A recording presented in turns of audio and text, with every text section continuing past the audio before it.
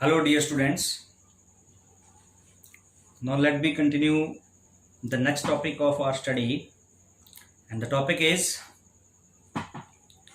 magnetic field due to a toroid.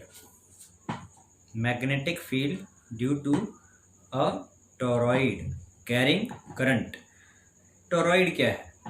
आपने इससे previous topic जो है सोलेनॉइड का स्टडी किया हुआ है ना, magnetic field due to a solenoid. ये सोलेनॉइड स्टडी किया था।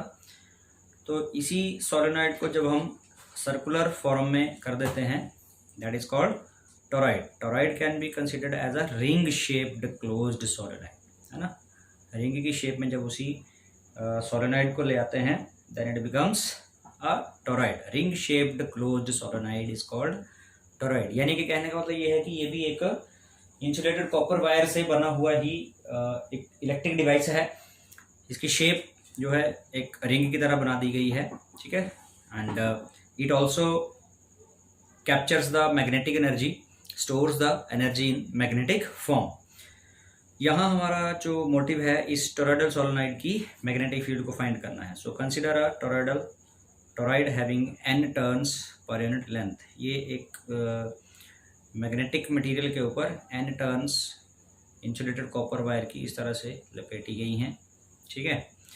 इन which the current enters from here and leaves hair, ठीक है। इस तरह से वो एक एंड से एंटर करके सारे उसमें फ्लो करता हुआ यहाँ से एग्जिट होता है। Let I the current through solenoid, जैसा कि फिगर 12A में शो किया है।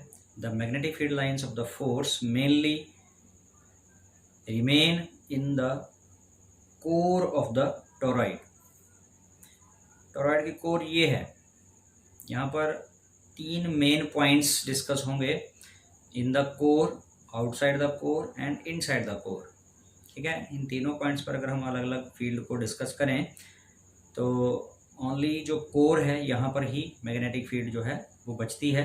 बाकी बाहर के पॉइंट्स पे तो कैंसिल आउट हो जाती है।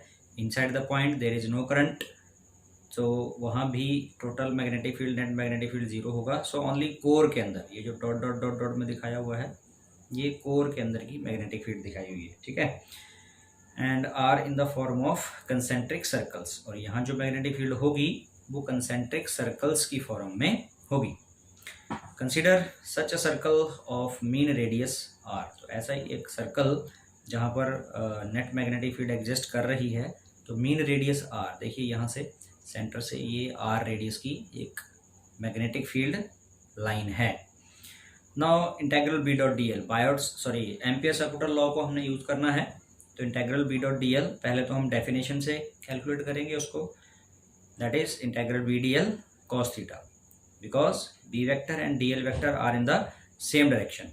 देखिए यहाँ पर ये एक मैग्नेटिक फील्ड लाइन है, तो यहाँ से हम कोई पॉइंट अगर यहाँ पर लें तो टेंजेंट के अलोंग मैग्नेटिक फील्ड होगा, और इसी को एक एम्पीरियन लूप एल लेंथ की ले लें तो उस एल लेंथ की लूप का एक लेंथ एलिमेंट यहाँ इस पॉइंट पर लेंगे तो उसका डी एल वैक्टर भी इसी सेम डायरेक्शन में होगा।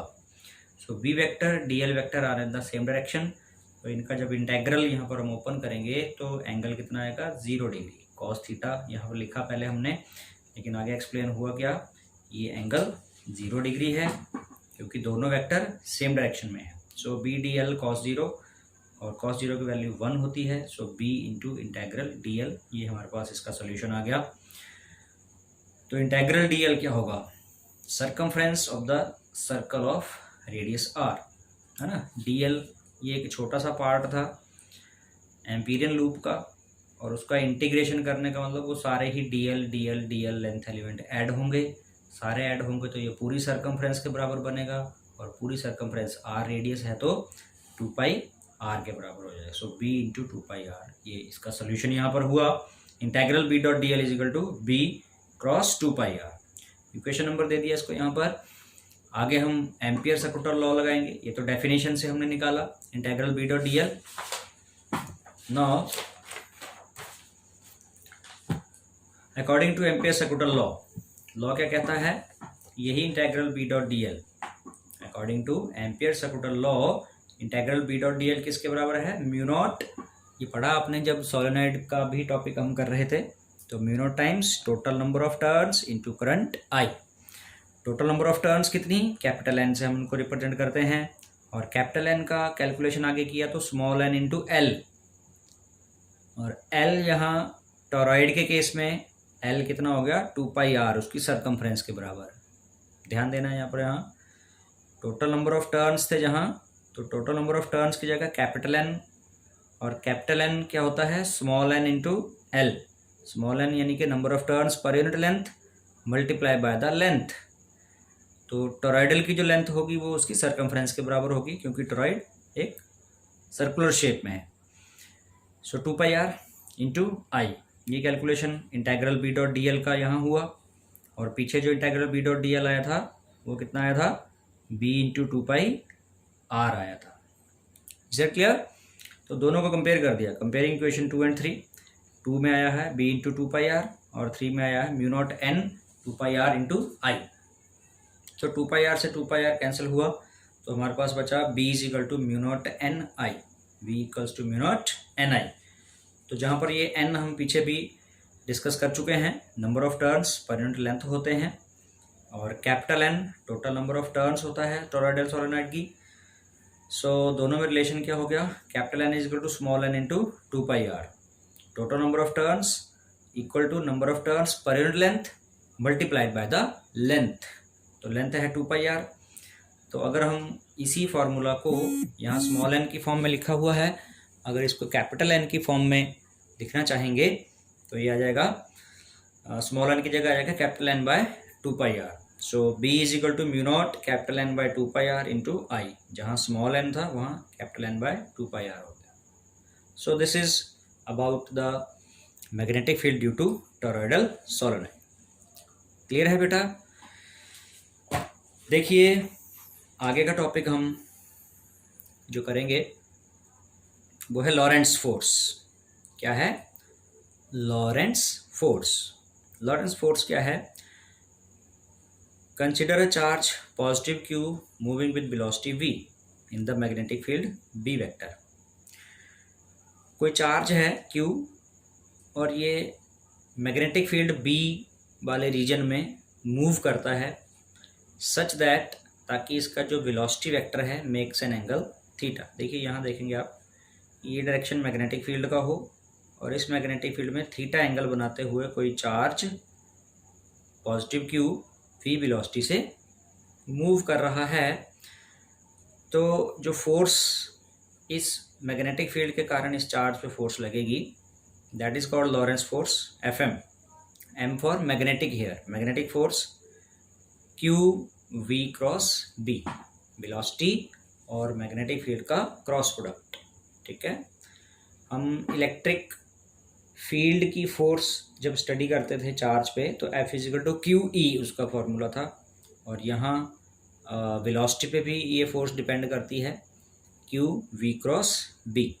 This force is called Lorentz magnetic force and the magnitude of force, cross product को ओपन कर देंगे जब तो क्या बन जाएगा q v b sine theta. Clear? जहाँ तक बात है डायरेक्शन की, ये तो मैग्नीट्यूड हुआ। द डायरेक्शन ऑफ फोर्स, कौन सी force? Magnetic Lorentz force is perpendicular to the plane, जिस प्लेन पर ये चार्ज पार्टिकल की वेलोसिटी होगी या चार्ज पार्टिकल जिस प्लेन में मूव कर रहा होगा और मैग्नेटिक फील्ड जिस प्लेन में होगी उस प्लेन के परपेंडिकुलर डायरेक्शन में फोर्स होगी। ठीक है बेटा? और वो जो डायरेक्शन होगा वो v क्रॉस b, ये जो वेक्टर प्रोडक्ट आएगा, वेक्टर प्रोडक्ट का डायरेक्शन हम राइट हैंड थंब रूल से फाइंड करते हैं।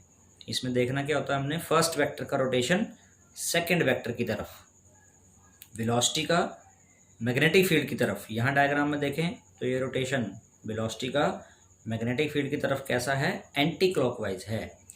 और anti clockwise rotation right hand thumb rule से, फिंगर्स अगर एंटी क्लॉकवाइज हैं तो थंब अपवर्ड में डायरेक्शन दे रहा है। इट मीन्स जो फोर्स लगेगी चार्ज पार्टिकल पे इस मैग्नेटिक फील्ड में मूव करते हुए, मैग्नेटिक फील्ड में मूव करते हुए चार्ज पार्टिकल पे जो फोर्स लगेगी उसका डायरेक्शन अपवर्ड डायरेक्शन में होगा। So this direction can be found by right hand screw rule या राइट हैंड थंब रूल भी इसको कह देते हैं। तो वो हमने डिस्कस किया डिटेल में। यहाँ पर स्पेशल केसेस आ रहे हैं कि थीटा अगर 0 डिग्री है, 180 डिग्री है, यहाँ सब्स्टिट्यूट कर देंगे। 0 और 180 दोनों केस में साइन की वैल्यू 0 होती है, तो फोर्स कितनी हो जाएगी? 0 हो जाएगी। Magnetic force is 0। That is, यानी कि no force act on the charge particle when it moves parallel और एंटी पैरेलल। 0 डिग्री होने का मतलब कि चार्ज पार्टिकल मैग्नेटिक फील्ड के पैरेलल जा रहा है, और 180 का मतलब उसके एंटी पैरेलल है ना। दोनों मैग्नेटिक फील्ड अगर इस डायरेक्शन में है तो चार्ज पार्टिकल इस डायरेक्शन में जाएगा, तो उस केस में भी कोई फोर्स नहीं लगेगी, 0 फोर्स होगी। इफ़ थीटा 90 डिग्री, यानी कि चार्ज पार्टिकल मैग्नेटिक फील्ड के परपेंडिकुलर जा रहा है, तो साइन 90 की वैल्यू 1, तो फोर्स मैक्सिमम हो जाएगी ये। F M is equal to Q V B, maximum value of force hair.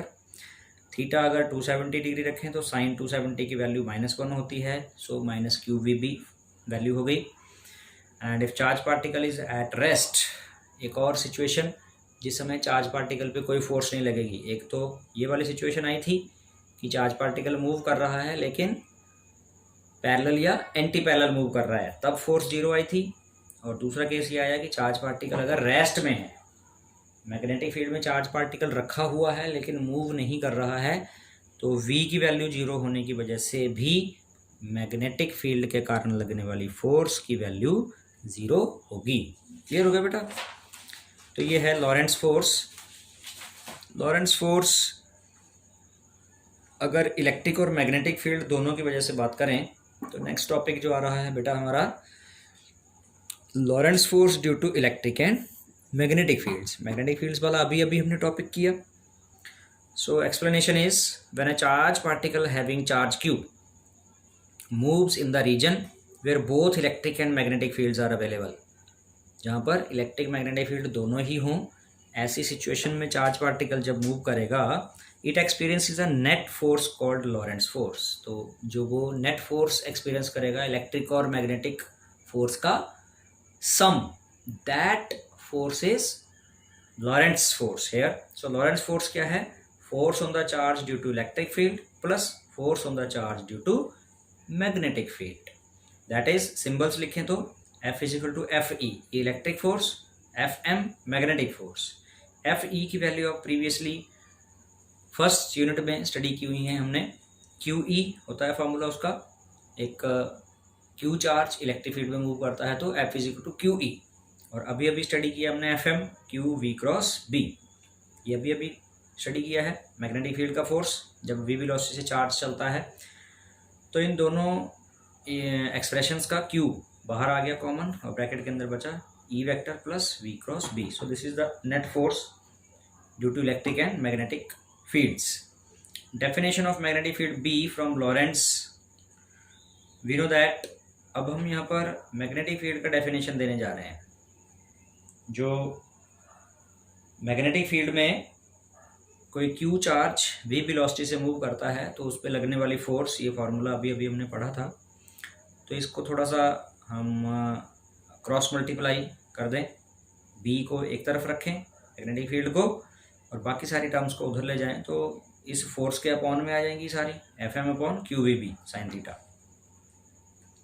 अब इस फार्मूला में हमने कुछ वैल्यूज़ को अपनी तरफ से सब्स्टिट्यूट किया। जैसे ये चार्ज है तो चार्ज 1 कूलम, वेलोसिटी 1 मीटर पर सेकेंड, और थीटा की वैल्यू 90 डिग्री रख दें तो डिनोमिनेटर सारा ही 1 हो जाएगा, और हमारे पास क्या रह जाएगा? B is equal to F M, B equals to F M, यानी कि magnetic field equals to the force experienced by charge particle, है ना।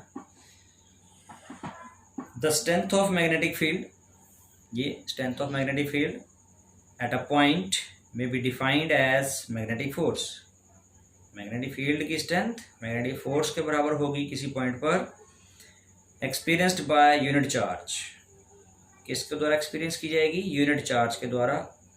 मूविंग विद यूनिट वेलोसिटी, ये वाली पॉइंट आ गया, moving with unit velocity at right angle, ये वाला point आ गया। यानी कि यूनिट चार्ज जब यूनिट वेलोसिटी से मैग्नेटिक फील्ड के perpendicular theta 90 degree magnetic field के परपेंडिकुलर मूव करेगा, तो जितनी उस पर फोर्स लगेगी वो फोर्स ही उस प्लेस में मैग्नेटिक फील्ड के बराबर होगी। ठीक है, मैग्नेटिक फील्ड उस स्पेस में उस फोर्स के बराबर होगी जिस फोर्स को यूनिट चार्ज यूनिट वेलोसिटी से चलता हुआ मैग्नेटिक फील्ड के परपेंडिकुलर चलता हुआ जितनी फोर्स को एक्सपीरियंस करेगा वही फोर्स उसकी मैग्नेटिक फील्ड के बराबर होगी।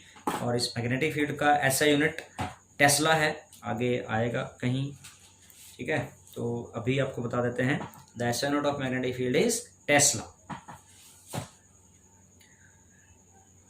नेक्स्ट टॉपिक बेटा स्टडी कर लेते हैं। टॉपिक है moving charge particle in electric field. अभी हम बात कर रहे थे moving charge particle magnetic field में, and now we are going to discuss the moving charged particle in electric field. So consider a uniform electric field E vector set up between two oppositely charged parallel plates.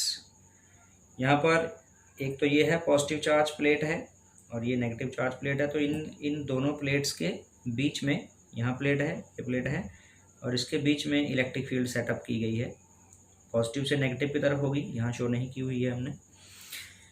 और let a positive charge particle having charge positive q and mass m।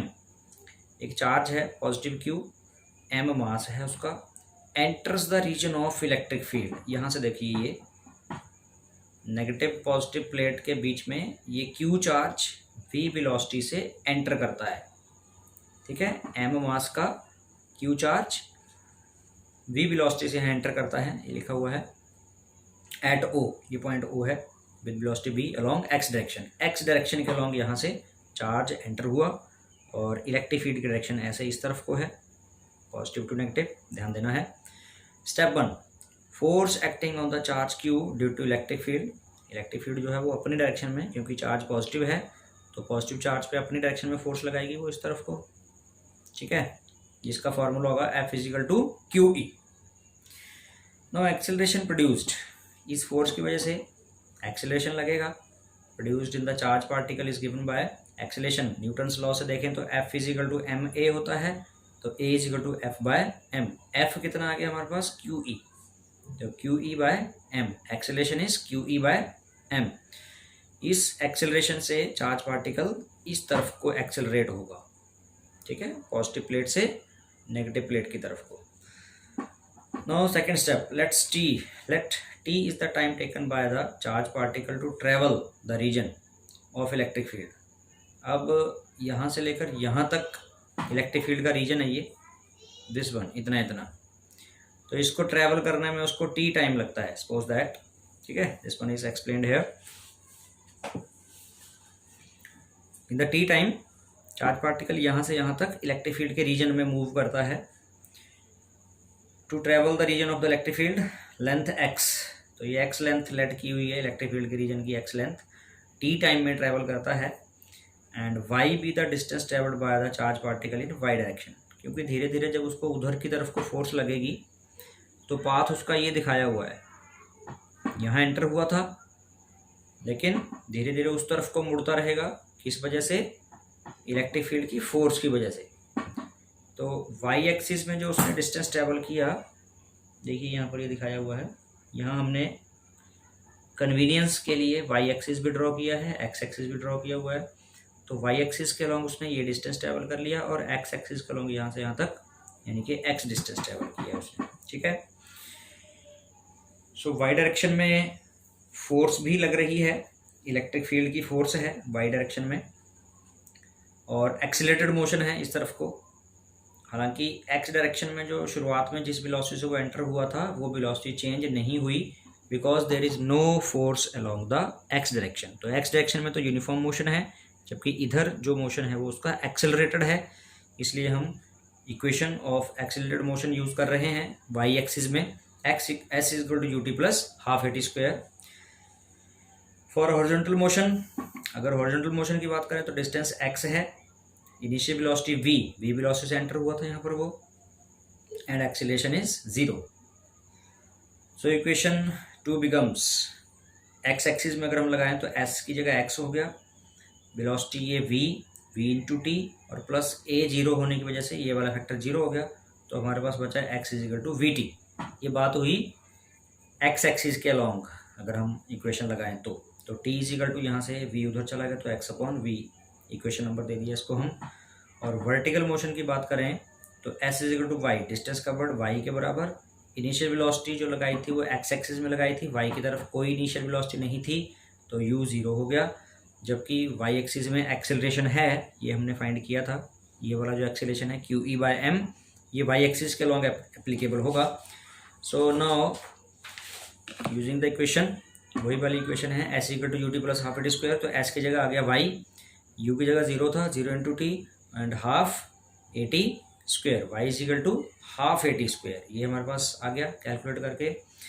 Equation 1 in equation 4, ये वाली equation 4 है, और equation 1 क्या है, acceleration की value है, जो यहाँ पर एक्सेलरेशन की वैल्यू हमने ली थी क्यू ई बाय एम, तो ये वाली वैल्यू हम वहाँ रखेंगे ए की जगह पे, half Q E by M into T square, और ये टी भी हमने एक्स एक्सिस की इक्वेशन से निकाल लिया था, यहाँ पर टी कितना आया था एक्स अपॉन वी, तो टी स्क्वायर यानी कि एक्स अपॉन वी का स्क्वायर, ये ए की वैल्यू है, हाफ ये ए था Q E by M, half A T square, T है एक्स अपॉन वी, तो सारी वैल्यू रखने के बाद हम एक्स स्क्वायर को बाहर कर देते हैं ब्रैकेट से, बाकी सारा फैक्टर ब्रैकेट के अंदर, Q E bye 2m square, 2m square, ये सारा एक ब्रैकेट में और बाहर एक्स स्क्वायर।